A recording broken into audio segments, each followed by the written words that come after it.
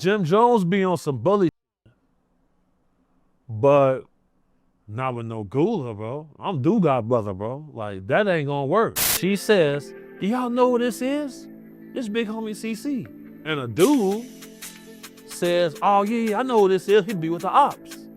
So for me, I'm like, what you wanted, the BDs or something? Like, we didn't even really own that with them like that. So where's you from? Who is you? He say, you be with Camron. He FaceTimed Jim Jones. So once I seen Jim Jones on the phone, I'm like, damn. BigHomieCC's in the building with his team. He signed to Camron's You're Welcome network. He is not looking for trouble. However, this situation would instantly escalate. The Insanes rolled him. They rolled him, I ain't gonna lie. They rolled him right in the middle of the club. But we'll get to that later. Because in 2026, everything around Cam and Jim Jones is a problem, even a night out. So once I seen Jim Jones on the phone, I'm like, damn. Mind you, they did this same shit a little while ago with Cam's brother. I'm not gonna, one of his brothers. Jim Jones be on some bully shit, but not with no Gula, bro. I'm Do-God brother, bro. Like, that ain't gonna work. So as soon as I seen Jim face on the phone, I slapped this man. So he dropped down on one knee. Then the Insanes rolled him. They rolled him, I ain't gonna lie. They rolled him right in the middle of the club. So after the commotion take place, then I see fool watching my stories, liking posts, because he seen me and I seen him. Before the exclusive Cam Capone BigHomieCC interview is recorded, Camron calls Jim Jones directly. They work it out. The incident is resolved. But the incident is not the story. The incident is just the latest chapter of something that started 20 years ago in Harlem. Jim Jones, what's poppin'? I do it all. You see me with my man, that's my partner. You know, prime it out, dime it out. Right now we about to puff on some haze. You know, simple. Lightness is what we call it, really though.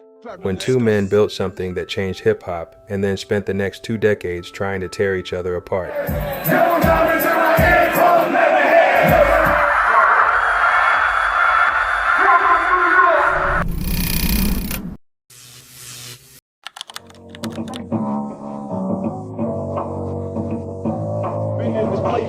No one could replace the feel with me and Mason feel. Will have your whole family facing tears. They disrespect and blaze. I'm passing a record gauge. Roll up and beat up Chevrolets. And motherfucker, I ain't slept in days. I lay my laws down with raw serious clip. FD get more rounds for sore clowns. I tore towns with 4 pounds.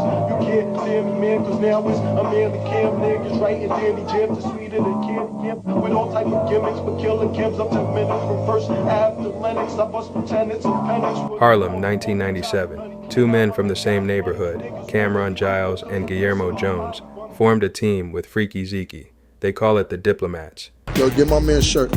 That's Diplomats. That's my crew right there. Oh, that's a shirt? So you got, yeah. Oh, yeah? Killer Sports on the back of the shirt. Sports, drugs, entertainment. June 29th, heavy. 2 years later, Santana joins, and the lineup is complete. I give 2 shits about them cats you hang with, cats you bang with. I pack the stainless. That's nothing. That's nothing. Yo, New York City, if y'all like That's Me, that's nothing. What inspires you to write? What inspires you to perform? What inspires you to do all of this? My niggas, they'll let me know when I'm whack. They'll say, Cam, that ain't it. And I'll sit there and hibernate. But a lot of time, I grew up in Harlem, and niggas snap all, pardon the dog. At this point, Camron is already on his way. He has been signed to Epic Records. He has released Confessions of Fire in 1998, a debut album that includes a track called Me, My Mom, and Jimmy, Jimmy being Jim Jones. Their connection is older than the music. It is the neighborhood. It is the block. We out to go shopping and all that, you know what I'm saying? Say, what's this I hear about y'all with the cartwheels? Nothing, you know, it's just like we got a cartwheel fetish. Wherever we go, we break dance and do cartwheels. Cartwheels. Who got a cartwheel for me? It's like an actual 360-degree spin if you're not from the site for cultures. Right. You know what I'm saying? Well, we gonna get the cartwheels going. I bet. Jimmy, let me see your car. Let me see what's going on. It's my man. Your one hand joint. Yeah. From their legs to their knees, they give it head on their knees. They crack their legs with a tree straight till they play with disease. Or you can play with a seed. And who am I to hate you catching me on the reg with the trees? Jones, Killer Cam, Love Life Joint, my man Jim Jones, Robbie. Entertainment, yeah, no doubt. Confession of Fire is in store now. We gonna let you ride out on this 357. Then after Biggie passed away, I got a new label called Entertainment. He wanted to make me the first artist since Biggie wanted to sign me, and I never got a chance to sign with Big. I just signed with Hunt since that was Big's partner, and that's how I got started. Ever since then, I just started doing my songs, and they've been banging since then. Got Jermaine Dupri, Usher, Mace, Kelly Price, Noriega, DMX, Jimmy Jones, and my mother rapping on my joint, you know what I'm saying? So everybody out there, go and get it. Thanks for the support you've been giving me too, Prince. I appreciate it. Hey man, you know how we do. No doubt. Nothing but love in the camp. Exactly. Thanks for coming.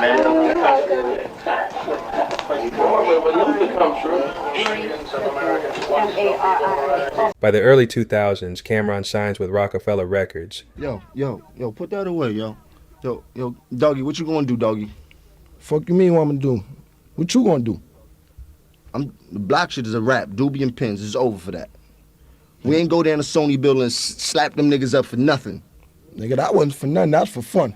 I like slapping them executive fake niggas up, Gary Beach and them niggas. Right now, we free agents, and it's buzzing. Rumor is, Roc-A-Fella been trying to holler.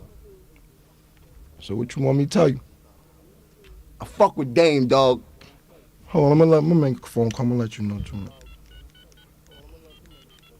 That paperwork, dog. Nigga, fuck is you talking about paperwork? Who I'm calling my lawyer right now, let you know in 2 minutes what's going down. I was talking about that other paperwork. Yeah. That's other paperwork. Yeah.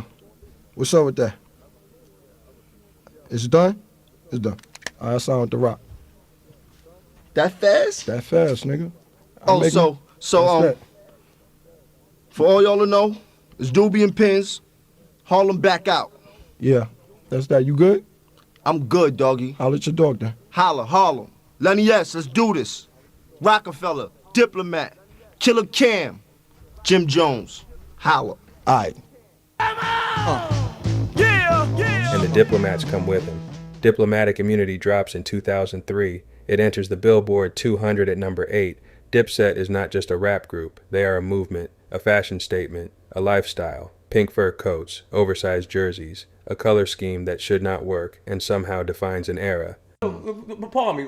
See, why your man gotta do that, Z? I'm getting tight now. What happened was, it is a professional corny shit. Like, it's not you, bro. Stop. That's not him? Come on, man. Listen, man. I don't understand what this nigga want. Listen. You want me to come up here, spit into the mic and act like Hulkamania. Like, yo, my nigga, you rappers better look out. Yo, my nigga. Tell about Pink. Yo, my nigga. It was Fashion Week one year, you know what I'm saying? And Fashion Week, it was a big deal. It's pre-internet. So it was a big deal to be on page 6. Page 6 is like the biggest shit in the newspaper. That's where they still got page 6, like all the celebrities, what they're doing, whatever. Mm-hmm. So to make page 6 was really big. So I wanted to stand out at Fashion Week. So I got the pink mink made and the pink fur hat to go with it. And I said, I'm gonna wear this to Fashion Week. And that was the biggest thing that day. When I was out there, the pictures still floating around from that year. It's the male Mona Lisa of pictures.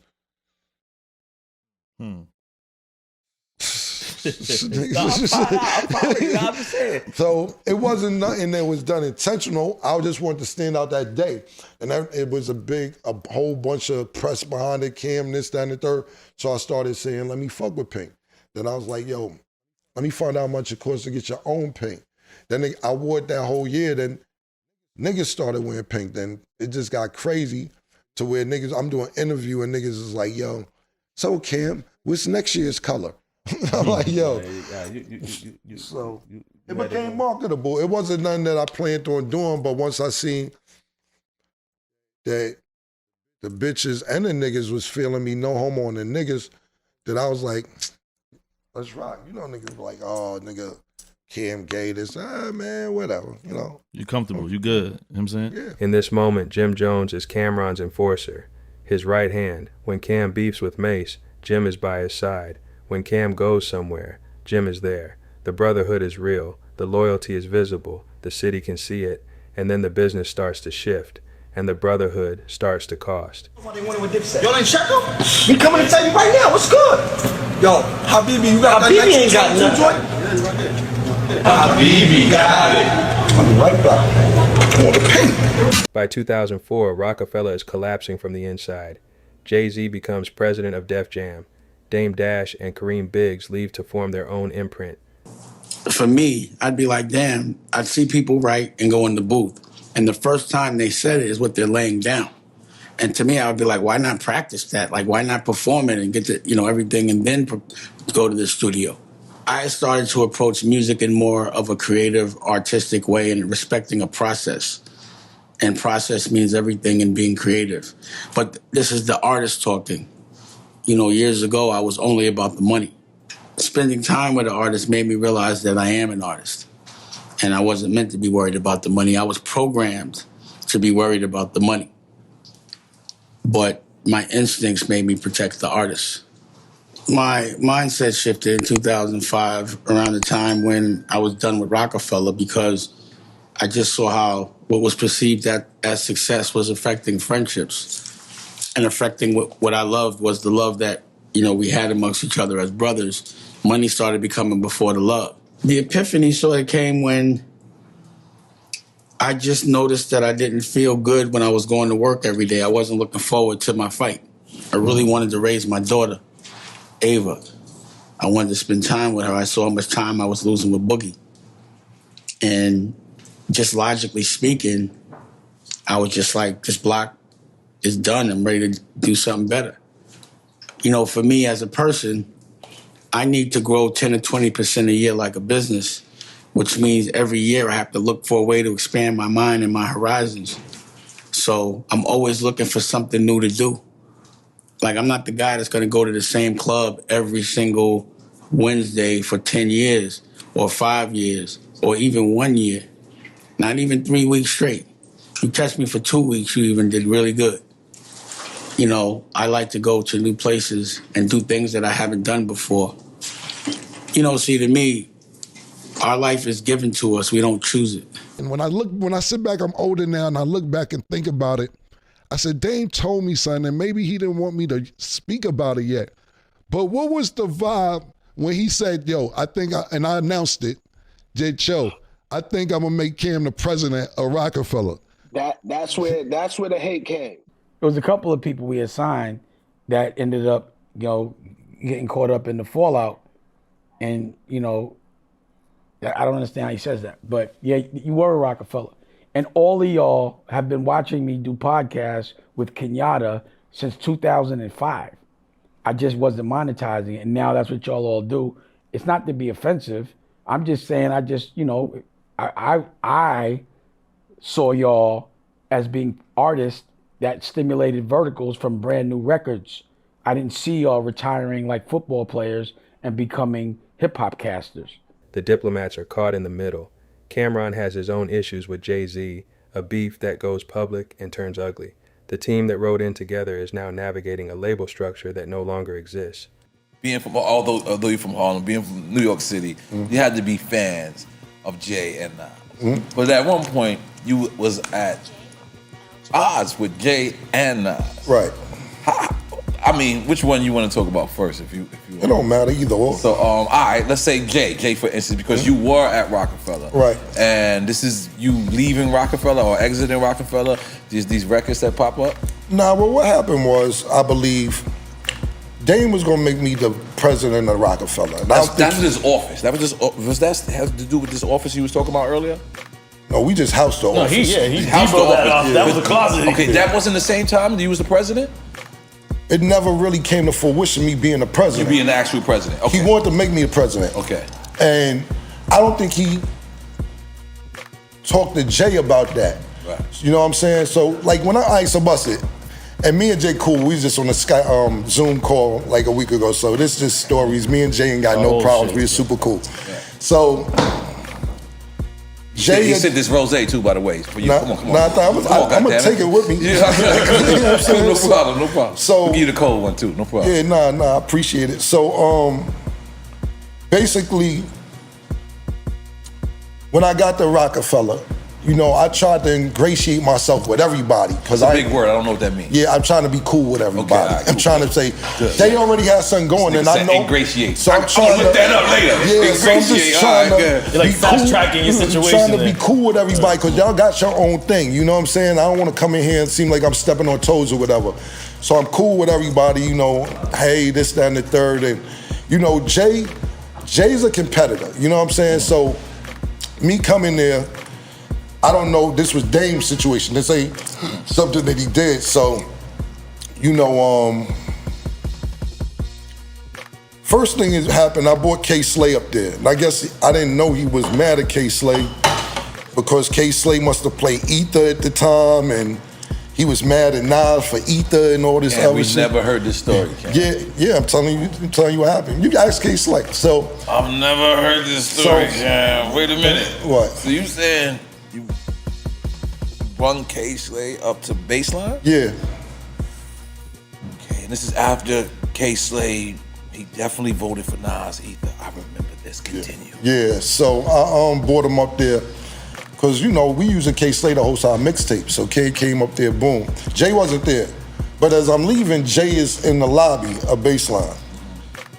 So I walk K to the elevator, and I guess they said, K and Jay-Z said, what's up, whatever. So I walk back in, he said, yo, you gotta be careful who you bringing around here. We might have just slapped the shit out of K Slay. And I'm like, wait, what's going on, man? You know, I don't even know what's going on. He's like, yo, just saying, be careful who you bring up. All right, cool, this your house. I ain't got no problem with that. You know what I'm saying? It's all good. Cool. We building Buzz up. I'm like, yo, Jay in the studio, I'm like, yo, we might wanna hop on this record. We building the Buzz, and he'll just look like, okay, that's cute. Like, he didn't say it, but he like, okay. I'm like, all right, cool. I don't know what's going on, but whatever. So, I start heating up, you know what I'm saying? And he like, yo, it seemed, you know, you could tell some tension. So one day I come to the studio, he like, yo, it seemed like it's some tension in here. Yada, He says that? Yeah, to me and him talking. I don't know exact words, but he says something going on. I just wanna let you know, I see y'all niggas rocking. I ain't got no problem, we all good, you know what I'm saying? So I'm like, bet. Just got a song up right now. You know, if the tension in here, like, yeah, let's just do it now. Right. And he's like, bet. So we did the song. Boom. So I was like, yo, the song heating up, we might could do the video. He like, I said, okay, we back to that. Cool. So that happened. Then back to what we saying about, I'm starting to do bust moves or whatever. Because there was a rumor that there was a Jay-Z verse on Old Boy, and you I'm about erased to it? tell you that. So PD Crack, nobody's fucking with PD Crack. State Property, nobody. PD Crack, I was gonna fuck with Speedy Crack. Right. He had the song. One for PD Crack. Yeah. That was his song by itself. I put me and Jewels on it. Take it to Dame, I'm like, I'm about to fuck with him. He like, he from Philly, you should fuck with State Property. I'm like, why everything gotta be so Philly this, Harlem this, Really? this, that, and the I third? don't think I heard the story neither. Yeah. PD Crack's story. You don't even need to drink, nigga. Go ahead, keep going. It's on Vlad. He told the story on Vlad. But I already knew how it went anyway, but he tells the story. So they in the studio, he said he got this hot song. He, you know, cause he wasn't signed to State Property. I was fucking with him. He come to New York or whatever. And I was gonna sign him. But Dame was like, I was gonna fuck up for Philly and all this shit. And I'm like, so Petey was like, this is a situation where both of y'all is right, by the way. Yeah. Dame is right and you were right too. This is a situation. But continue. So whoa. Yeah, he's on his own. He's not with State Property at all. no, but it's seeming like that, but he's not. Right. Wow. So he's like, I'm not signed to them niggas, Cam. So we did the song. So Petey's playing the song for Jay-Z, whoever else in the studio. And like I said, PD Crack's story is on Vlad. He talks about a couple interviews. I already knew how it went though, but We don't mess with the other outlets. yeah, so he's playing the, sorry about that. So he's on, especially that nigga, I apologize. So a couple other videos, he a couple other interviews, he mentioned this. So he says he's in the studio playing it, and my verse come on, and Jay say, stop it, erase that shit, and just erase my whole verse. So PD calls me, he like, can't. I gotta slow you down a little bit. saying the original one for Petey Crack, you're on there? Yes. With Jewels? Yes. Petey's in the studio. He actually plays the record. No, this is what happened. I used to go to Philly. I had a hair salon in Philly. You know what I'm saying? So. What the fuck is going on? So one night after I, check on my business in Philly, I go to a club, this DJ Coriat, I think his name was. And I'm like in the hole in the wall, and Petey Crack is performing in this hole in the wall, and that whole club's going crazy. So I went up to him and met him. I'm like, yo, what's up? He's like, nah, Beans, this, that, and the third, and I fuck with everybody. Those was his niggas. Mm-hmm. So then a week or two later, I went to, I don't know the time, we go to Philly radio station, and he's outside the radio station. Hosman kept the Hot Boys? Yeah, he's outside the radio station, and he like, Killer, what's up, man? I'm like, I thought you fuck with State Property. And he's like, Dame ain't signed, Dame is there. He's like, Dame ain't signed me nothing. I'm like, word? So that record you did still not out? Send it to me. Well, it wasn't sending. Some type of way he gave me a CD I think I had. And I did it and gave it to him. He used to come to New York. So when I did it, Dame is like, yo, hold on. I said, the man said he not signed to y'all. They're nobody. Well, we was going to do this and was going to do that. And I'm like, whatever. So then what happened was Dame said, look, I guess Beans and them was like, how Cam, this was Petey Cracks on me, how Cam and them jumping on our record, on the Philly record. And Petey like, I didn't know y'all wanted to do the record. Yeah. So Dame come to me, I guess it was a problem over that or whatever. Dame like, yo, this is what we gonna do. We gonna put State Property on it and keep you on it. We gonna take Jewels off. I'm like, nah, then take me off too. Like, I don't understand what's going on. Why this is such a big deal? Like, but they was gonna take Jewels off and leave you on? Yeah. Okay, good. And I'm like, nah, man. I said, well, take me off the record too, man. It ain't no problem, you know what I'm saying? But prior to all this video for that song and everything, Jay-Z heard the verse and just erased my shit. Told Petey Crack erase it, or Shane, whoever was engineering that day. And I'm like, it's wild that and energy going on, but we don't give a fuck. But Cam, I gotta ask you, because this is very deep. Everybody's good. Everybody's good. We drinking Ace Spade right now. Everybody's good. This is all over. But this is 100% facts. You know that happened. You know that. If you want, we could pause this interview. Pull it up. It's on your phone. Again, we got people who's paid for that. Cam. Yeah. Let's go. What are they pulling up, Cam? First, you pull up Camron, Jewels, and Petey Crack. You should just call Petey. Now, Petey ain't casting him off calls for a minute. I don't know why he'd be mad at me every other week. It's my niggas. We nigga Rican, Puerto Rican shit. Yeah. Yeah, but you pull up. But I don't want to break. I don't want to. Yeah, you ain't got to break. So I'm talking about. I want to bring Zeke in, but I don't want to break. You got it. I want to keep going. I'm gonna see if I can get him on. That'll even be even better. Yeah. Coming from that's him. great. I never heard this story. So, but I'm saying, not the fact that doesn't exist, but the fact that the person that said that Jay said to take their verse off, that's real, 1,000,000%. I want to be on your show making no shit No, up. I got it for you. I got it for the fans. Yeah, it's not me. Yeah, you know what I'm saying? I mean, I know you got a huge audience. I ain't got time. You know, like I said, Jay may have a different way of going about it, but this is what Petey Crack said. He's like, because he wanted to give me a copy, but I already had a copy. Right. I put it on my mixtape. So you saying that to say that, to bring it to old boy. Right. So, bam. You know, Jay one day was like, bringing Zeke in. Yeah. Damn. Jay one day was like,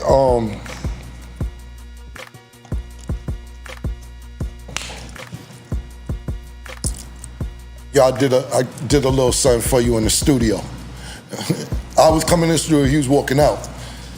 So I'm like, then he had something to old boy. And I was like, this is old boy's already number one? Yeah, it's popping. All right. This is popping. Let's be clear. Yeah, this is popping, old boy. The rough draft for old boy. No, this is when old boy's already lit. Right. You on tour. Right. So I listened to it and I was like, erase that shit. You see, did the shit to me, so I was like, yo, you a different type of bag. I erased it. And that's how the song got erased. You know what I'm saying? Let me just say something. As a petty nigga, I'm petty.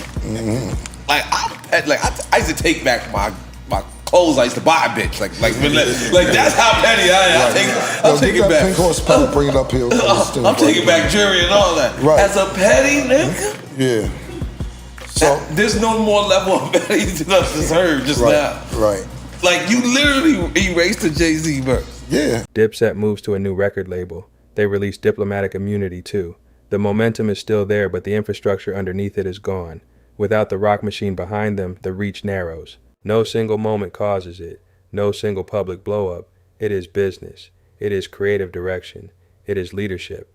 Camron built Dipset from his name, his reputation, his label deal. Jim Jones grew inside that structure and became a star in his own right. When the structure starts to bend, the question of who owns what and who owes who creates a silence between them that neither man knows how to break. Where I'm at, the price of life, where I grew up at, the price of life is cheap. So if you got the money, if you got the bag, it's going to happen. When you drop it, it's a go. So tell me who is done, or you think I won't drop the bag? That's what you think? Nah, look, hey. You got to be kidding me. Like, that's the easiest thing in the world. I'm just asking. And then you say, and you got to get, and I got the team. I got to come, I got to get stronger than linebackers. My lawyers got a crew. I got a front line stronger than that. You know, if you punch somebody in the mouth, they like, yo, I'm up. Like if you punch me in my mouth, I'm up. I'm up. I'm gonna tell you right now, I'm all the way. Let me tell you, I'm all the way up. And guess what's gonna happen? Once you punch me in my mouth, I'm gonna get my man Terrence, K.O. Lewis. I'm gonna get him to punch me in my mouth because then I want to get double the money. But I'm gonna say you did all of it. No, because it ain't gonna matter. Because I'm gonna take the same kind of money that you would get and get it to the homies and go shoot you, yeah. Couple times, man. Because they finally get a chance to run. Then they start feeling fun. All of a sudden, everybody don't remember nothing. No, that lawsuit. No, I don't want to do that. No, but wait. With that. They shot me, then shot at the ambulance. Yeah, but wait. No, this ain't right. They go, no. Okay, so the case is. Kev, look, let me ask you a question. How much you think it costs to kill somebody? Nowadays, couple stacks. About 5,000. Yeah, 4,000. couple stacks. So why would it cost so much to go through the court proceedings? Don't make sense, right? You gotta even this up. Get him and the girl. I don't like the girlfriend. Oh. Leave the girl out of it, man. Leave the girl out of it. Oh, man, go on. We're going to double that because the legal fees would be about $40,000-$50,000 anyway, right? It is 2007. 50 Cent appears on the Hot 97 show and takes aim at Cam's record label, the label Jim Jones calls home. He calls it a graveyard. Camron calls in to defend his team. He and 50 trade shots publicly. Cam drops a diss. 50 responds. The problems are loud. Camron and Alan Run Black from Koch Records. Camron? Let's talk. What's your relationship with Cam? Do you have one? Problems. We good. No problems. Yeah, I ain't had no issues with him. Won't say? Is he by himself? We gotta work out this phone situation because there's gonna be a lot of calls today. Yeah, Jimmy with him? Koch Records? Your relationship with Dipset is good? Yeah. Okay. Actually, Can you guys hear me? Who is that? Is it Alan Grumblat? I'm the general manager of Koch Records. Yeah. Hi, Alan. Hey, how What's you up, doing? Alan? Hey, Angie, thanks for all your support and everything. You What know? about me, Alan? What's that? What about me? Hi. How you doing? Doing good. You want to talk? You want to be in the air? Like an artist? Hey, yeah, you know what? You know, just because I've been just hearing a lot of negativity, and, you know, Koch Records, we distribute Diplomat Records, and, you know. Yeah, well, Diplomats are cool, but put Cam on the phone. Diplomat Records, and we pay them. Put Camron on the $7 a phone. unit, and, you know. Put Camron on the phone. Hang on. Hello? Cam, what's up, baby? 50, what up, baby? Hey. You shut down Diplomat Project? I'm not talking about Diplomats. If You said you you got, gonna listen, shut let me tell you something. down Look, Koch Project. if you got, now I check this out. wanna Look, see you shut down initially, Diplomat Project. Cam, you really want that? No, that's what I was asking. Can you do it? That's what I'm asking. What I'm saying to you is, listen, let me explain something to you. No, I'm no, saying I'm to you, I listening, got brother. projects over there. You just signed off. I just signed You just off did to. Prodigy deal over Right. there, I didn't just you? let him do that deal, homeboy. Exactly. So why would you let him do a deal at Koch, a place that you think is the graveyard? It is a graveyard. So why would you let your man? The only one, you know what it Why is? would you let your buddy that you mess with? Because he asked for it. Like, I don't hold people against their will. See, Cam, let me tell you something. Look, Let me tell you something about me. Listen. Wait. Here, let's do this. Wait, Kim. I don't know what everybody else gets. I'm sitting in No. the office. Listen, let me tell you something. I was Look. flipping on Koch. Let me explain something to you about Koch Records. They made 600. They signed They sold their company for $80 million to a company called Row Entertainment. I know exactly what you're talking about. Go ahead, I'm Joe. letting the world know. They just sold portions of it in They Canada. sold the company for $80 million. Last year, Row Entertainment made $600 million, according to the Canadian Wall Street Journal. Koch put a deal on the table for me for $7 million. I said, what are you talking about? That's not 1% of $600 million. So currently, when I was on my rampage talking about Koch owe me cake, yeah, they just made close to $1 billion in the last 2 years, and I'm not taking $10 million off $1 billion. How'd that make you feel? But at the end of the day, what I'm trying to explain to you, you talk about you Koch as the graveyard, you just let your man It come is over a graveyard. here, and If you got, listen, let me tell you something. Look, if you got, now check this out. Look, initially, when I'm saying that, that's where you go when the majors. Don't act like the general public doesn't know that this is where the artists go after. Turn that up a little. I can't The hear majors you. don't act. Can you hear me, Cam? I ain't there, brother. Okay. Like we clear that everybody is visible that this is where artists go after the majors won't invest in them anymore. All right, let me explain something to you. I got 3 different distributions. I got Def Jam, which is Listen. a major. When I got Warner Brothers, which is a major. Yeah. And the reason why, look, let me tell you. No. Cam, for one second. Wait, Kim, let's hear. Kim, hold up, Kim, because you. 3 different. We're not talking about your money, Cam. Listen to this. Check this out. Look, if you got, when you was on Def Jam, We gotta let each side say all what right, they're check this saying. out, Cam. I'm listening. Let him rock for a second. A huge portion of your success. How much Lloyd Banks sold? Well, Lloyd Banks is at 300,000. And he's on a major, and Jim is at 300,000. Right. And that's great for Jimmy, but Jimmy's not. Let's look. That's great for Jimmy. Mobb Deep sell this year? You're not gonna be. You All can right, cause a whole Curtis. different All right, situation. Watch Curtis, this. how much did the Mobb Let's sell not make this it a year? different situation. What is you talking about? Then you like Prodigy? Come over here. Yeah, I let him do a deal over there because he asked to do the deal over there, and I said, you know what? You can go if you want to do that. How much Mobb Deep sold this year? All right, y'all gotta. Curtis, how much did Mobb Deep sell this year? You're not gonna be. You can ready cause a whole different situation. Watch this. How much? Let's not make it a different situation. He thinks that it's good. He thinks that it's good to go in the competition. I'm not gonna stop competing. How much did the Mobb sell, Curtis? Let me tell you something.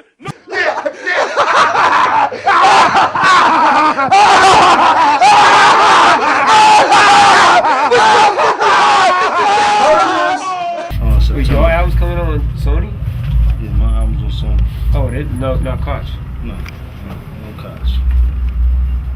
Nah. What does that work? Well, I'm gonna put out like a All Points Bulletin DVD and explain to people what Koch really is. I'm gonna expose their little dirty laundry. Oh, so there's problems over there. Not for me. I'm on Sony. But there were problems. That is why we went to Sony. Oh no, it wouldn't have been no problem if they would have followed what I said. But they know better than I do. Were we getting shipped money over there? Oh, hey. What happens next is the move nobody sees coming. Jim Jones accepts an invitation to join 50 Cent on stage during a performance. And I'm back. It's your boy 50 Cent bringing you more Rap City. It's going down right here. I know this is your favorite show right now because I'm on it. And I told y'all earlier I was going to bring somebody new in the G Unit. I might have a new sign and I might not. You see, I got the whole G Unit here. We're going to get it going. What you got back there? Ah! Oh, man. Hey, what you know? What you know? What's hoodie? It's your man Jim Jones right here. Bought you the biggest record of last year, right? Oh yeah, we had a nice what we time call last that year. one? What we call that was one? balling. We still balling. What's poppin', big baby? Was balling. You know, so man, we got this. So why was you here, man? Well, we gotta do that one time. Tell me, I'll show you how you do it. You got to pass me the ball for That's how we gotta do that. Throw you the ball, baby. You know what I mean? Yeah, I just came to show some support. You know, I respect Gina. G-Unit is one of the few movements that I do respect in this game and things like that. You know me, I'm a hustler, so I'm always open for money and things like that. That's what this is. This is the ultimate hustler version of Rap City right here. It's still Diplomats though, baby. Yeah, let's talk about how like what you got going on. Oh, now you know I got a new deal pending. I don't want to break no hearts and shake the tables too much, but somebody to offer me a whole bunch of money that I can't refuse and things like that. Well, but, don't blow that till negotiations is done. I'm not going to blow that up too much, but I think it's pretty much done. You dig? But besides that, the album coming out, y'all look forward to that Bird Gang album. Dipset, G-Unit, don't be scared. That's right. We brought you Jim Jones. We brought you Jim Jones, and be surprised because we got more surprises to come. More Rap City.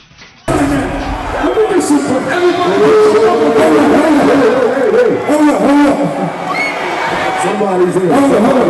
What the fuck is that? Put your motherfucking hands up. Who my man?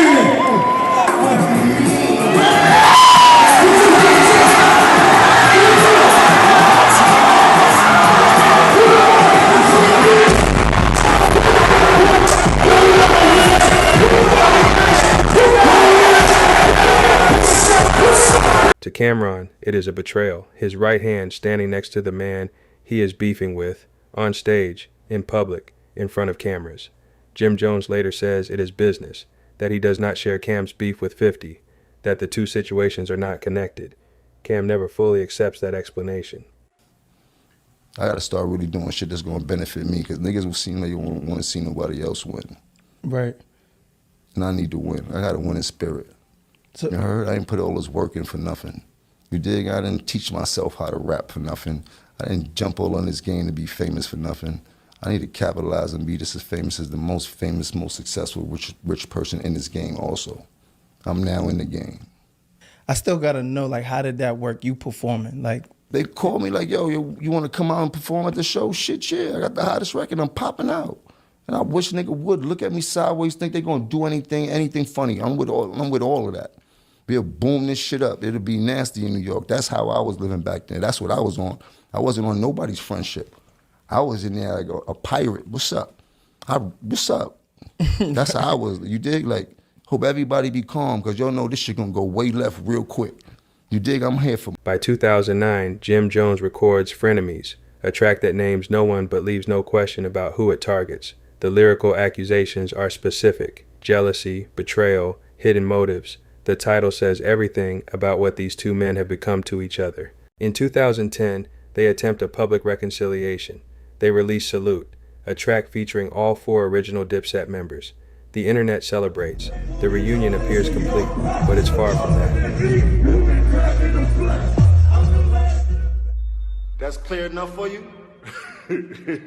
In 2017, Jim Jones signs a management deal with Roc Nation.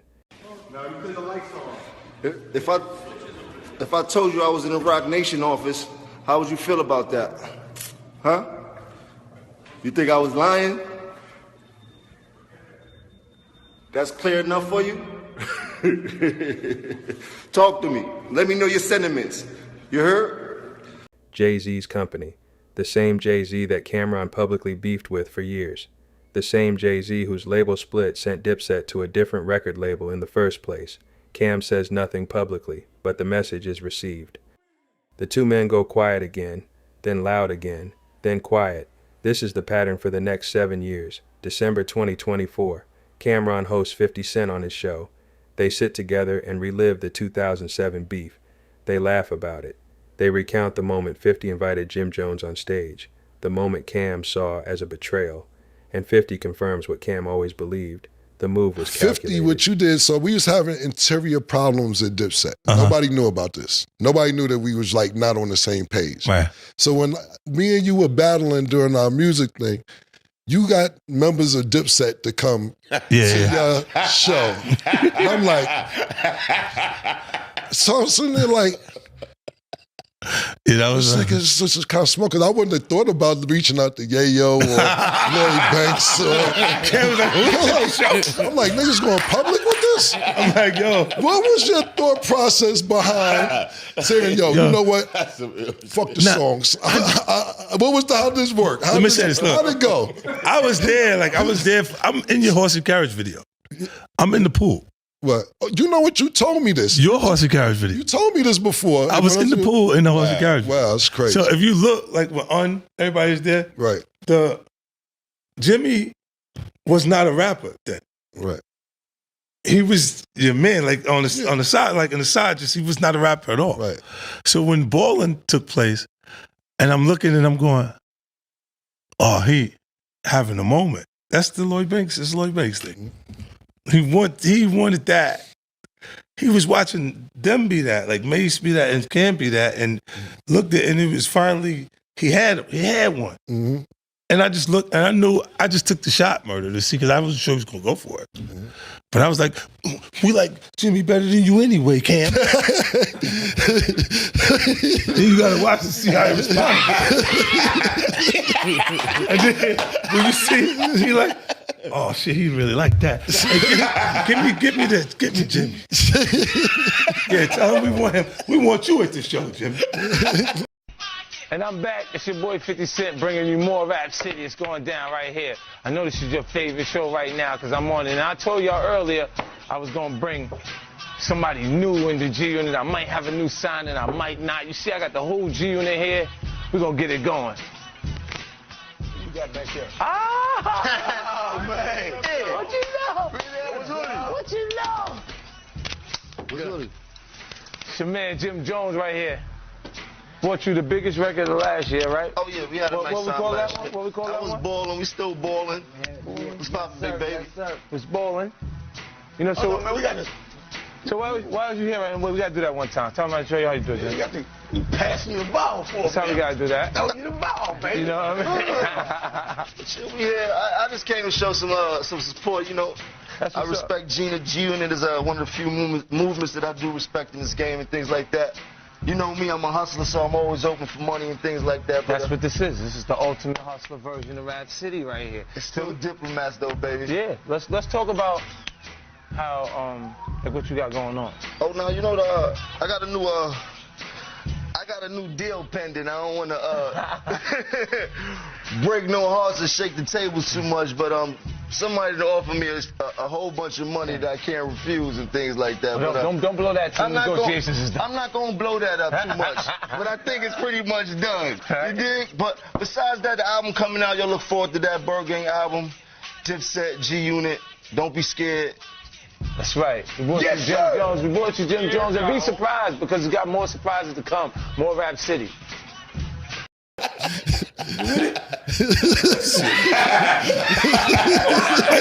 Yo, but that was one of those things I just threw it out and see what. And then when he bit to it because it was like he was having a moment that not sure that was going to ever happen again at that point. And then he's going, for them, they had records that were, look, I always say this to certain artists, I go, damn, when is he going to have his moment? Like, Fab, I said this to him. Mm-hmm. I said, damn, but you really, I think his, what's the name, Cuffing Season was that fun. But it wasn't it wasn't the hit like that because it was talking exactly about what was going on at the moment. But the way he brought La Marina and all of the stuff, it was the hottest joint. What was going on in that summer. exactly at the time. In the So I'm like, yo, I jumped on the remix because the record was going without us. Like, so I was like, yeah, now I'm right. I got you. I do that, and then like we performed that joint. How many times did we perform that record on tour? Yeah, couple times. Because it felt like a 50 Cent record to me. Like I was like, this is a hit. Like, but he didn't have like for a lyricist like a guy that's that intricate with the writing. He didn't have a full on moment that was like Fab's the nigga. Period. Right now, like he had a lot of hit records on R&B artists, like a lot of real hot verses that came, but it was on somebody else's joint. Right. It's like, look, Dirk's run is like that. Dirk's biggest records are somebody else's record that he's on, instead of his solo records by himself. Like solo records make your hair stand up because they're talking some killer shit on there, but the records that really made them a success is usually a collaboration between him and another artist that they're working on. But I was looking, going, when are you going to have that moment specifically? And I know Jimmy was looking at that like it was someone else at the top of our culture acknowledging. Mm-hmm. Right. Yeah. How you felt when Jim did that shit, Cam? So it's over. He said it's over. No, because this is what happened. So, like, you know, Fifth had sent niggas to my office with black roses and a little coffin. And I was like, all right, cool. Then I did the video. So I was like, all right, cool, this is cool. I remember this real talk. I was on probation at the time. My probation officer was like, come down to probation or we gonna lock you up on Thursday. I'm like, what the fuck I did? And New York City Intel was there. And New York City Intel said, what's going on with you and 50 Cent? I said, it's some music shit. What the fuck are you talking about? They said, well, this just seems like it's more than me. I said, yo, he puts people out of business. I gotta respond. I swear everything, bro.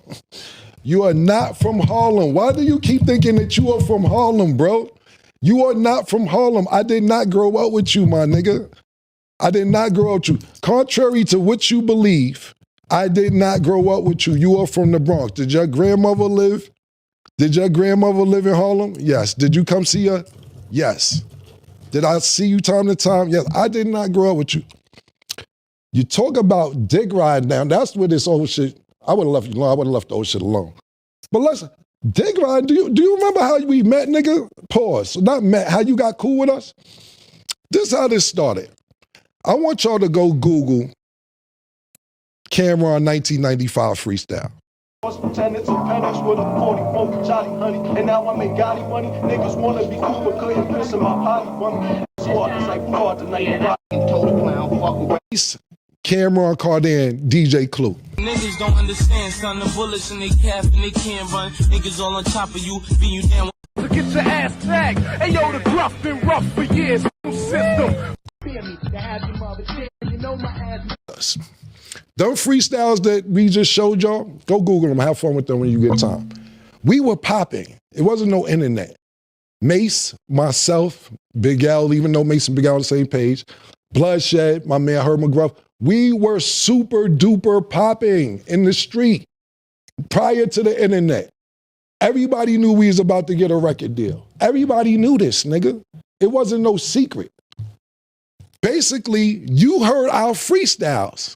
And you came up to me one day when I was chilling in front of the house, you said, and this word to my dead mother, yo, man, I heard the freestyles, y'all killing shit. Yo, you know my grandmother died. If y'all wanna come by and just hang out, y'all could, y'all more than welcome. We like, all right, Jomo, thanks. It didn't really make sense at the time because we like, yo, my nigga, where's Jomo inviting us to his house for? Even though he cool nigga. But it didn't make sense to be going to Jomo's house. More freestyles come out. Yo, I heard the new shit you did. I heard the new shit you did. Yo, you want to come through? Come through. Why? Why are we going to Jomo's house? Cool. One day, I'm leaving Mace's house on the west side, going back to the east side. I stop at Jomo's house. His grandmother died, God bless her dad. And he had a free crib. So yeah, I would bring some bitches over there to fuck sometime. A little crack maybe. I'd be at everybody's house though. I love my grandparents. My grandparents were strict. I stayed at Duke the God house. I stayed at Mace with Cuda. I stayed at her. I stayed a bunch of I never needed nowhere to stay. You act like niggas on your couch. You was a fan, nigga. You begged us. You are a fan, nigga. A fan. We didn't grow up with you. I am from 140th and Lenox. I am from NFL. Up the block was 40 Wolves. Lou Simpsons, I'm on 142nd Cross Square. D. Ferg on number 8th Avenue. I don't see you around none of this. Shout out to my nigga, what's the nigga Final Four Billy and them you started? Jim You're Jones not watches from the none of episode. that. He goes on Justin LeBoy's show respectfully and disputes everything. He says Cam and 50 are trying to undermine his contributions to Dipset. Good. All right, well, you know, the biggest thing going on the internet right now, you know what I'm saying, that you know about is you and Camron had your differences on the internet, man. You know what I'm saying? You guys have said a lot of stuff about each other, man, you know. Very unfortunate.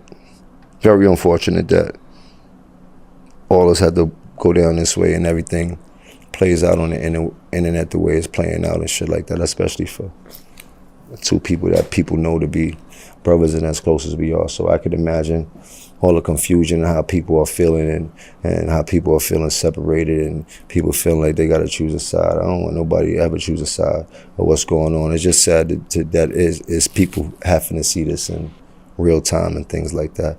But at the same time, I can't let it knock me off for what I'm doing. Besides anything was going on, I was already full speed into what I had going on, and now it's just put a whole different light on everything I had going on. And for me to take a negative spin about it, it would be not advantageous to me. So I chose to use it towards everything that I know how to do and as a form of marketing and promo for myself. And it seems to be doing pretty good. Instead of engaging in petty warfare that probably won't make me a dime. Okay, now, you know, is there any of that stuff that you can address? You know what I'm saying? Like, I mean, I know it's kind of crazy for him to accuse you of not being from Harlem, you know. Yeah, it's a good joke, man, but we all know what's going on, man. You dig? I'm definitely raised in the Bronx, but I mean made in the Bronx, and Harlem raised me. Funny thing about it, I was born in a hospital called Flower Fifth Avenue, which is not in Harlem anymore, or right beneath Harlem. That's where I was actually born, and you can look it up. I got a birth certificate. So do your research. You're a journalist. The hospital is called Flower Fifth Avenue. You heard? And my family been in the entire projects in Harlem since the 70s, since they came from Aruba and Curacao and St. Martin and Montserrat. That's where we from. We from the Caribbean islands. And when we landed in Harlem, and we landed in the Bronx. And if you know anything about New York, that's regular shit. Okay, now, you know, some of the other things that he touched about and he talked about was this whole Mano situation. I guess, you know, Mano had a song called Rumors back in the day where, you know, he took some shots at Camron. You know, what was going on with that whole situation? I mean, I don't know. That was a long time ago. Mano made a record at that time in rap. Being combative was a thing to do. I was making the most money, as you could see from the whole era that was going on and how aggressive I was back in those days. And Mano made a record, I mentioned Cam's name, in a way that wasn't very favorable to me and shit like that, and automatically I had a gripe with him. So it was just waiting to collide at that point. And we never did collide until we was in Atlanta. Only time me and Mano ever had any words or back and forth or anything was when we got to meet face to face in Atlanta. You know, what was your reaction when Camron brought up all these old stories and everything about you? I laughed, man. I got this thing, man. People laugh at the lies, but the truth always hurt. You know, lies are more entertaining. You heard? You get to laugh, you get the joke, but the truth is a serious thing, no matter how you look at it. The truth is what the truth is. Yeah, you know, the internet gets kind of crazy with the lies. The lies be going crazy on the internet. I mean, well, the lies start from a narrative, and the narrative starts from a person, and you just got to look at it like that. But I've never been one in my life to care about clearing up no rumors. Like, that shit just takes time out my day from making money. I know who I am. I'm very comfortable in my skin. I stand 10 toes down on everything I believe in. January 2026. Cam makes a vague Instagram post about heat being off. The internet connects it to rumors that Jim and his podcast owe back rent on the studio where they record their show. 50 Cent piles in. Cam doubles down. Jim responds by posting a walkthrough of his studio, a full creative complex under construction, and writes, "Thank you for the free promo." The cat's out the bag. Might as well show you all the process, and we could do it together. Told you I was in second phase of construction. This is another side of the building, actually. This is where we're actually building the gym at. All my gym enthusiasts. Pull up. Right now they just sheet rocking. What's up with you? You good? Hello, kid. You heard? We working. With those sheety and things like that. Maybe a few weeks, the gym will be up and running. I'm excited. Start to shoot my fitness shows. Get everybody in shape. Got some plans for it. But yeah, we're gonna start to just go through the whole process. Let y'all see the building from the raw space to what we actually gonna build. Fuck it, the cat's out the bag. Well, let's show them. On the streets, it goes further. BigHomieCC, signed to Cam's You're Welcome network, is in a Chicago club when one of Jim Jones's associates FaceTimes Jim on a phone and uses it as a show of force. I want to talk. Cam, he FaceTimed Jim Jones. So once I seen Jim Jones on the phone, I'm like, damn. Mind you, they did this same shit a little while ago with Cam's brother. I'm not gonna, one of his brothers. Jim Jones be on some bully shit. But not with no Gula, bro. I'm Do-God brother, bro. Like, that ain't gonna work. So as soon as I seen Jim face on the phone, I slapped this man. So he dropped down on one knee. Then the Insanes rolled him. They rolled him. I ain't gonna lie. They rolled him right in the middle of the club. So after the commotion take place, then I see fool watching my story, liking posts. Because he seen me and I seen him. So that's why I sent them screenshots, and you can post that on this video because I don't want people to think that I'm lying, because I don't lie. I took The incident is resolved before the interview is recorded, but the fact that it happens at all, that a celebrity bodyguard and content creator in Chicago is being approached in a club over a rap beef between two Harlem men who have known each other since 1997, says everything about how far this has traveled from where it started. Cam, it's going on with them right now. Like, it's a lot of street shit that's been going on. Like, I just called to get permission to talk about it. Jim Jones just caught one of Cam's homies somewhere with his people. They put Jim on the phone. They push up on him, showing Jim on the phone, saying, look, yeah, man, I got the drop and all this type of shit. And, like, that's what they doing. He tried to be on some bully shit, but bro, like, you being on that phone, it was had you in the 6ix9ine indictment. That's not gangster at all. This is not just a rap beef anymore. This is two men using the streets to extend an argument that neither of them have been able to finish with words. How could you be in this spot? You know why? Because Jim puts a lot of things publicly. You know what I'm saying? Like, I don't put our business publicly. If it's a problem, you got my phone number. You could call me and we could resolve it. Like, same thing like you said with Dame. You don't really know that we had a problem. You might have been guessing or something. It wasn't because it wasn't a real problem. If you have a real issue, you got my number, call me. But once you start taking to social media and radio and making things public, I got a curve, and it just kept happening repeatedly. And I kept going back saying, I'm going to do this for Dipset or Diplomats or the business. And it just kept happening over and over publicly on stuff that didn't even really need to be public. Sound like him to me. Oh, it doesn't? I mean, I believe. I'm not saying your perspective is not.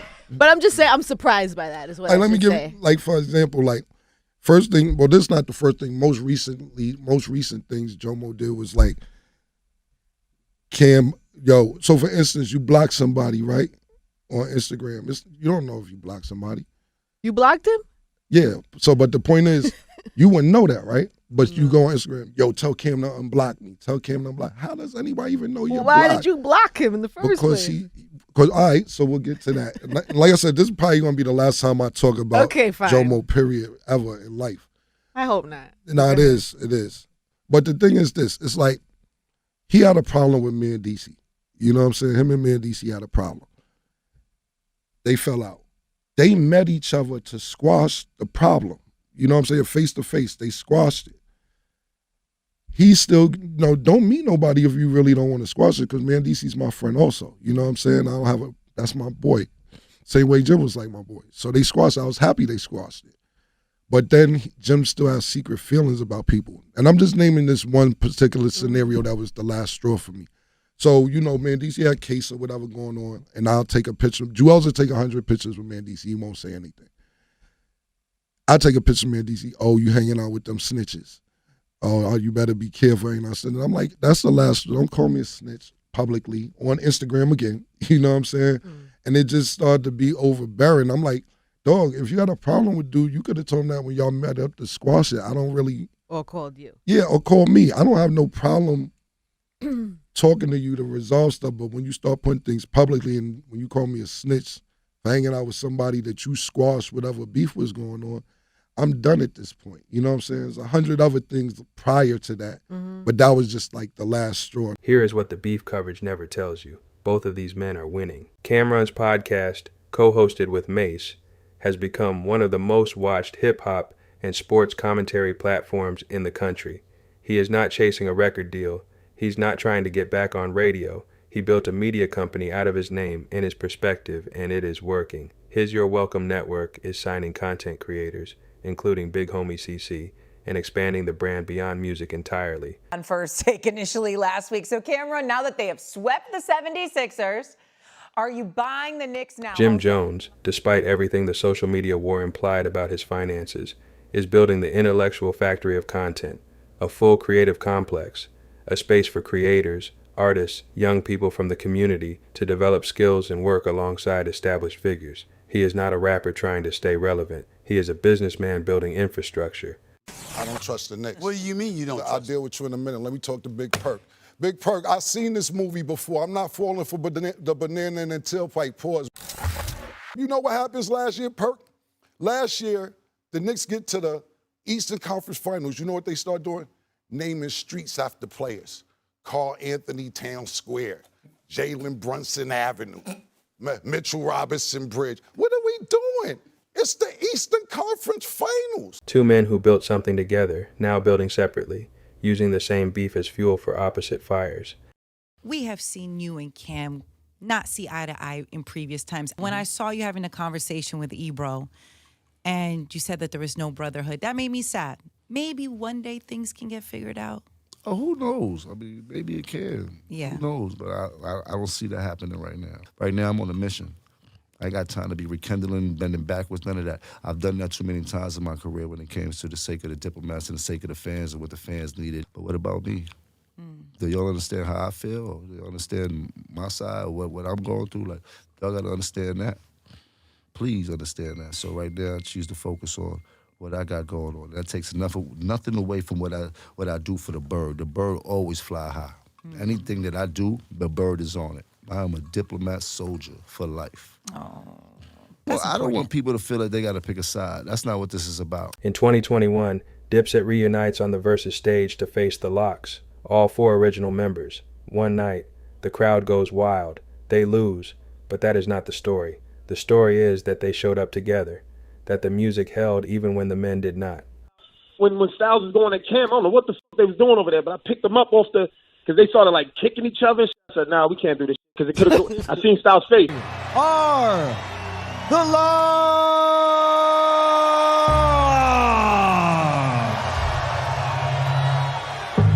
Dipset and the Locks. I'm negotiating the deal. The deal is at $1.5 million right now. I'm talking about like if it was today. Right. I think it was 1.5, 1.8. And we was only in like 10 cities. So I'm like, they said, Cam, we going to balloon the show up to 25, 30 cities. It could go anywhere from $3 to $4 million. I said, cool. Let me talk to the fellas, figure this out. So everybody's on the same page. We're getting it done. Cool. Then the Versus situation come out of nowhere probably 2 weeks after this. So Jim is like, yo, let's do the Versus. Let's do the Versus. And I'm like, nah, Jim, we got money on the line. How much they talking about? And it really wasn't a money play at first. It wasn't even about no fucking money. And I said, let me do some homework. I ignored the whole shit. I ignored it for a while. I'm like, I'm not even paying that shit no mind. We got a tour coming up. If they want to do the Verses after the tour, we'll do the Verses after the tour. Right.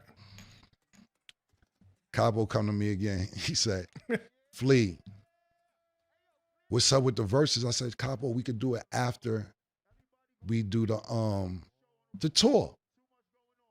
How much they got? So I finally talked to my homegirl, Melissa, talked to Swiss, whatever. They ain't talking about nothing. They talking about 100,000 for everybody. 100 racks for everybody. So like 15,000 a piece for everybody. There's 6 niggas. That's what I'm saying. It's 6 niggas. They want 100,000. I just told you I had 1.5, 1.8 on the table for the tour. Could have ballooned up to $3-4 million. Right. I say, yo, listen, Swiss, what are we doing here? Yo, that's all we got. I said, I ain't doing it, bro. I can't do it. Well, what you want? Not that. I want way more than that. So I got the number up to like 500,000, something like that. This for everybody still. Right. I'm like, nah, bro. This ain't even 100,000 for everybody. So Kiss hit me He like, Killer, I knew you get that number up. I knew you get that number up, nigga. And I'm like, hell yeah, I'm gonna get the number up, man. We gonna get the number up, but we got a tour that's worth way more than this. Why are we doing this? Let's do it after the tour. So Capo like, Cam is in Madison Square Garden. They have a fight that night. The camera's gonna be set up, this, that, and the third. They can't do it another time. I'm like, nah, bro, I ain't doing this shit. So Capo said to me, Cam, every dollar I make from this verses, I will give to you. I just want to perform in the Garden again. So I'm like, damn, Capo really want to perform, do this verses. I'm like, if he wanted to give up all the money he making, that mean he really want to do this. Right. All right, fuck it, let's do it. All right, now I got to start negotiating with Triller, whatever the fuck. Triller. I got to start calling them because I'm like, if this nigga want to give up all this money, I'm not going to take Capo money, but that's how bad he want to do it. So I call Swiss, I call Triller people. I can't remember their name. My homegirl, Melissa, worked for them. And I ran the number up. Now, I ain't going to tell you what they got. They got more than that. I worked it out so niggas got more than that. So I'm like, now I got to start working out for me because we got a tour on the table and now they got to wait. Now, the people that's doing the tour, they don't want to do us to do the verses because they feel like if people see us do the verses, the tour ain't going to sell no tickets because they already seen all the songs. Right. So I felt them. So I said, all right, cool. Everybody was happy with what they got. I said, I'm not happy because the tour's not happening. I need 25% of the door. He said, all right, bet. I said, I need an additional 25% for putting this whole shit together because I wasn't going to do it. If my brother ain't say he was willing to give me all his money, I would have just had, me and him would have just argued. But I said, this is how passionate he was to want to do it. I negotiated stock in Triller. I said, I need some of the stock money that's in Triller. You had an Al Heyman deal. Yeah, I mean, I only finished telling you. I said, I need some of the stock that's in Triller too. I need part of the company. They said, all right, Killer, now you wilding. I said, I'm not wilding. Matter of fact, I need 6 beats from Swiss and 6 beats from Timberland too. They said, all right, what else you want? I said, let me think, nigga. I ain't finished thinking. Let me think of what else I want. Everything I asked for, they just kept giving it to me. So I ended up getting stock in Triller, 25% of the door, another 20% for putting the deal together, the beats from Swiss, the beats from Timberland, which I didn't never use them yet because I wasn't really on a music thing the last couple of years just for fun. And the back end, if they sold out, I said some of the back end, pause. So that's why I ended up doing the deal because I didn't even want to do the shit. And then when we got there that night, it was just pandemonium. You know, what a lot of people don't realize is this. The Lox was considered underdogs to me, which they shouldn't have been. They had music, and I think that because Dipset is so flamboyant and we got great music, we got anthems, and when we go into stadiums or clubs, people sing along, I think that people were underestimating the music that the Lox had, the features they've done over the years, the work that they put in. And I remember us all in the studio talking about Dipset. And, you know, we like listening to the shit, to Lox songs. And I just see everybody, not just Dipset, because there's other niggas in the studio. Shout out to my man Shula. There's a few niggas. And niggas just was like, damn, I forgot about that. Oh shit, I forgot they had that one. I'm just sitting there like, this is what niggas wanted, right? Let's do it. But we still was prepared. We was ready. But what happened is New York, to me, my personal opinion, niggas fuck with us, but not us. And when I say that is that we've been rocking for such a long time, it's that it ain't necessarily that niggas fuck Dipset, they gotta deal with it. Cause Yo, it's that shit. If your bitch can't swim, she gon' They got Max B out the streets carrying the folk. You know we them niggas, that nigga, you know that. We're gonna keep putting music out. We're gonna keep being on your face. We're gonna keep styling on you. We're gonna keep making music.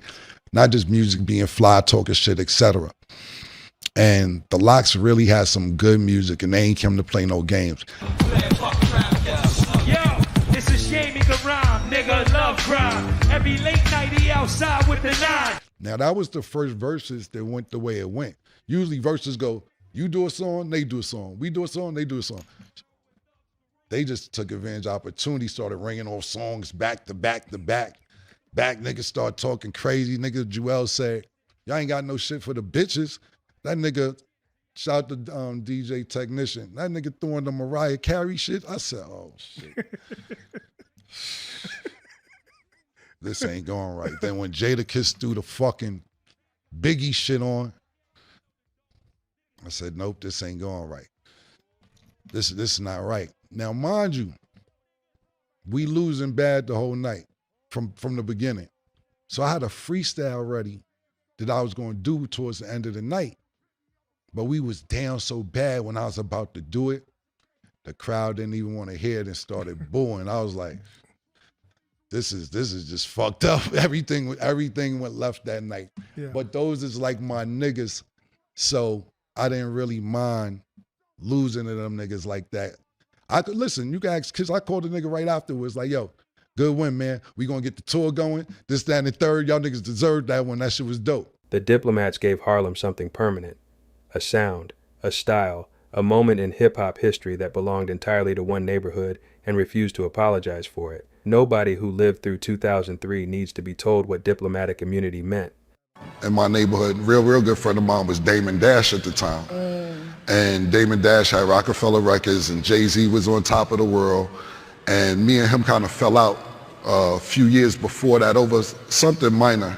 So I'm like, Mason stopped rapping at this point. He had went to church and was a pastor. So I'm like, Dag, I got to use my resources. So I called Dame, like, Dame, what's up, man? He like, what's up, man? Because we wasn't really speaking.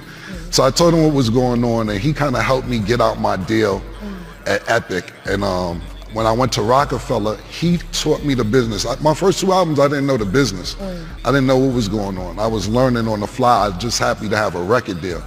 But luckily, Dame Dash was the CEO of probably the best record label for rap at the particular time. And he was really just sitting there telling me, Cam, this is your marketing budget. This is what we're gonna spend at radio.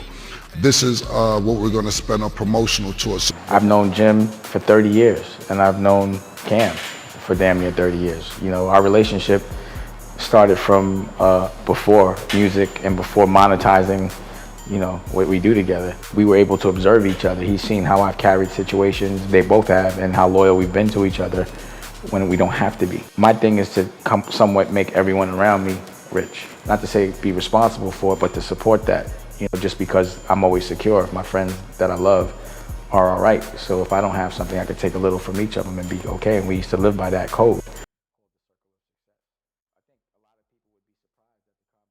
But here's the question the music cannot answer. 2 men, 28 years since they founded something together in Harlem. Both still standing, both still building, neither willing to fully let the other go, and neither willing to fully take the other back. But this is only the story from the outside looking in, and every story has more than one side. Maybe the beef is real and the damage is permanent. Maybe 2 men who built something this big together will always find their way back to the same table eventually. Dipset has died and come back before. But what do you think? Is there any version of this where Camron and Jim Jones resolve their problems for good? Or is this beef exactly what both of them need to keep their names in the conversation? See you in the comments. If you like this type of content, please like and share this video on your social media and with your favorite reaction channels to help this video get in the algorithm. Welcome back to OnPointStories. Yo, chill up! Hey, yo, chill up! Yo, what's up? You coming down? Yeah. Oh, man, I'll be coming here all early, man. Get the hell out of here, man. But let's get going. Man, I'll be there in a minute. All right.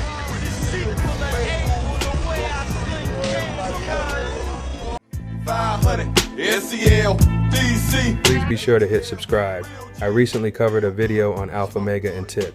Now I'm working on a video that takes us back to Atlanta for a legendary team that made a name in the streets and music, the Diablos.